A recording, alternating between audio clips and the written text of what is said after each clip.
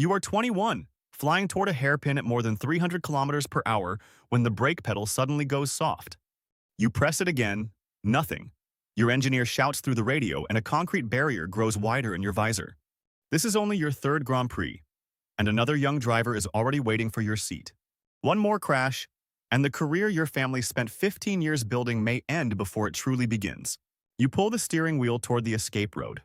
The car refuses to slow down. Just before impact, you remember the first machine that ever scared you, a battered cart your father could barely afford.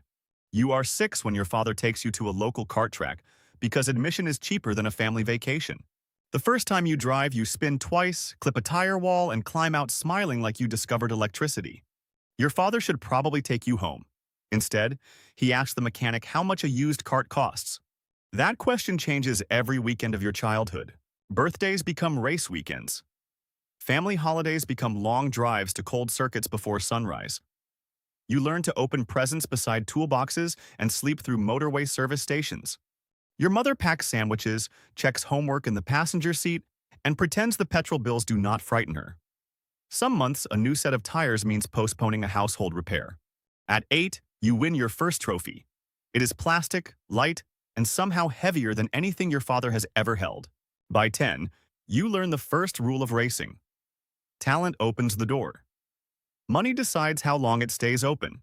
Other children arrive with new engines, coaches, data laptops, and parents who speak to sponsors like they are ordering lunch.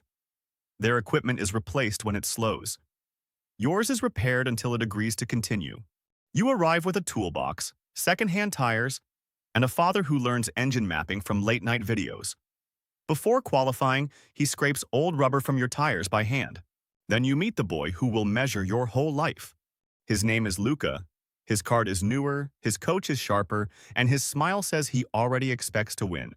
You hate him for about 3 races, then he lends you a visor tear-off in the rain. Friendship in racing is strange.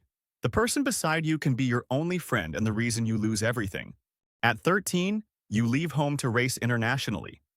You learn new tracks, new languages, and new ways to feel alone. School continues through emailed assignments completed between practice sessions. Every hotel room smells different. Every paddock feels the same. Fuel, wet asphalt, coffee, and parents pretending not to panic. You eat pasta from plastic containers while engineers argue over tenths of a second. When you win, adults call you special. When you lose, the same adults discuss whether you are worth the investment. Nobody needs to insult you. They simply stop returning calls. You stop saying you are tired. Tired sounds expensive. At 15, a Formula One Junior Academy invites you to a test. Everyone tells you this is the dream. Doctors measure your body, coaches test your reactions, and engineers study how clearly you describe the car. It is also a contract, a schedule, a brand, a media plan, and a polite reminder that support can vanish. Your helmet, clothing, interviews, and public opinions now belong partly to people with spreadsheets. You sign anyway. Your father signs too, slowly, as if the pen has become heavier. Single-seaters are not carts with bigger egos.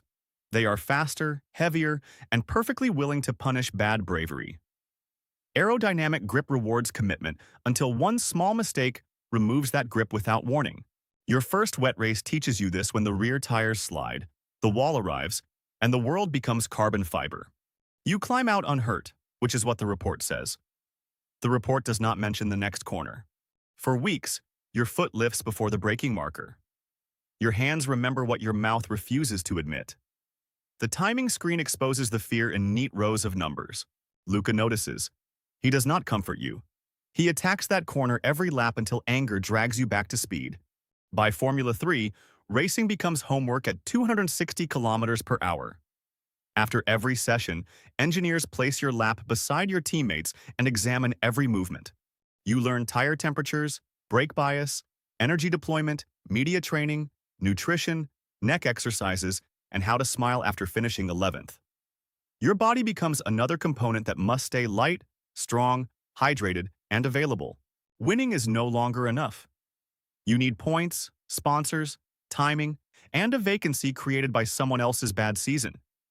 You also need enough results across approved championships to qualify for the license Formula One demands. Your father calls before the final Formula 2 weekend. He does not say the family is running out of money. He says, drive clean. That is how fathers say, we cannot pay for another chance. The next day, Luca is beside you on the grid. Only one of you is likely to reach Formula 1 soon. The media calls it a rivalry. They do not mention the visor tear-off in the rain. On lap 28, he dives inside. You close the door. Neither of you backs out. Two cars slide into the gravel. Two futures lose momentum in the same cloud of dust. You do not win the championship. Luca does. But Formula 1 has a cruel sense of timing. A senior driver gets injured, your team needs a reserve, and suddenly the phone rings at midnight. You have 4 days to prepare for your first Grand Prix. You spend them in the simulator, learning steering wheel procedures and repeating pit entry until dawn. The Formula 1 car feels less like a vehicle and more like a decision traveling faster than your body can understand. Acceleration presses you backward. Braking loads your neck while your eyes search for the next apex. Your neck burns after 10 laps. Your hands ache. Your engineer speaks in codes while you fight a machine worth millions. You adjust brake balance, differential, and energy settings without taking your eyes from the track. You finish 11th, no points. Still, nobody expected you to finish at all. The team offers you a full-time rookie seat for the next season. Your father cries in a hallway where cameras cannot find him. You think making Formula 1 means you are safe. It means your mistakes have better lighting. Your teammate has 10 seasons of experience and the same car, which is a polite way of removing every excuse. He knows when the wind changes before you understand why the rear tires are sliding. Every lap reveals where he brakes later, turns earlier, saves tires better, and makes you look like a talented child. Journalists ask whether you are under pressure. This is funny because pressure is the only thing holding your week together. Sponsors want appearances. Engineers want feedback. Fans want autographs. Online strangers want you fired by breakfast. On race weekends, your day begins with training and meetings, hours before the grandstands open. Then your team hires Luca as reserve driver. He congratulates you like a friend. He studies your data like a replacement. Your first race ends with a spin. Your second ends outside the points. The third becomes an unofficial exam. Management says there is no deadline, which is how teams describe a deadline they do not want quoted. That brings you back to the hairpin, the dead pedal, and the barrier filling your visor. The brakes have not vanished completely. An electronic setting is wrong and panic is trying to drive the car for you. Your engineer gives instructions, but static and engine noise tear pieces from every sentence. You force your thumb onto the switch, downshift hard, and throw the car into the escape road. The front wing scrapes the wall. Carbon fiber explodes. The car survives. Your engineer tells you to box and retire. You hear the word retire like a door closing. Ahead, cars are dropping out. One championship point is still possible if you keep the damaged car alive. You stay out. Every corner becomes a negotiation between courage and stupidity. You protect the damaged wing, avoid the curbs, and calculate how much braking remains. Luca watches from the garage. Your father watches from home. Your whole childhood seems to lean over the pit wall. You cross the line 10th. 1 point. The smallest number that can save a life. The team does not carry you on shoulders. They ask why the electronic setting was wrong. Engineers replay the incident frame by frame while sweat dries inside your racing suit. That is Formula 1. Even survival needs a debrief. But something changes. You stop driving as if every corner might be your last. The point does not guarantee your seat, but it proves that panic does not own it. You still make mistakes. Now you make them smaller, earlier, and with enough car left to learn from them. You and Luca speak again after midnight in the simulator room. He admits he wanted your seat. You admit you would have wanted his. Friendship does not become simple. It becomes honest, which is rarer in a paddock than kindness. Then rain arrives at your home Grand Prix. Practice is dry, qualifying is uncertain, and race morning turns the circuit into a mirror. Rain is chaos for everyone else. For you, it smells like wet karting asphalt and a visor tear-off handed over by a rival.